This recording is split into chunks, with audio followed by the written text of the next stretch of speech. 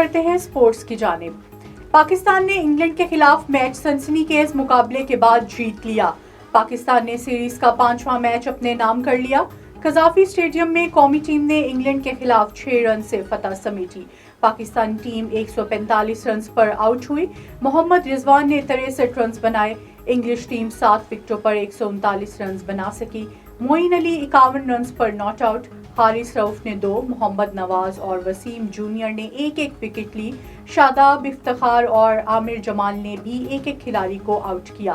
7 ٹی20 matches کی series میں پاکستان کو 2-3 سے برتری حاصل۔ پاکستانی کرکٹ بورڈ نے علی فیضان نامی ٹک ٹاکر کے چیئرمین رمیز راجہ کی کرسی پر ویڈیوز بنانے کی تحقیقات مکمل کر لی ہیں۔ تحقیقات کے مطابق علی فیضان پی سی بی ملازم کا مہمان تھا، جبکہ ترجمان پی سی بی کا کہنا ہے کہ کرکٹ بورڈ نے ڈسپلن کی خلاف ورزی کرنے والے ملازم کے خلاف انکوائری کرنے کا فیصلہ کر لیا۔ ٹک ٹاکر علی فیضان نے پی سی بی سے معافی مانگ لی اور تمام ویڈیوز ڈیلیٹ کرنے کا وعدہ کیا ہے۔ پاکستان کرکٹ بورڈ اور اسکول ایجوکیشن کے اشتراک سے Gujranwala central Punjab school cricket championship under 16 کا آغاز ہو گیا ہے۔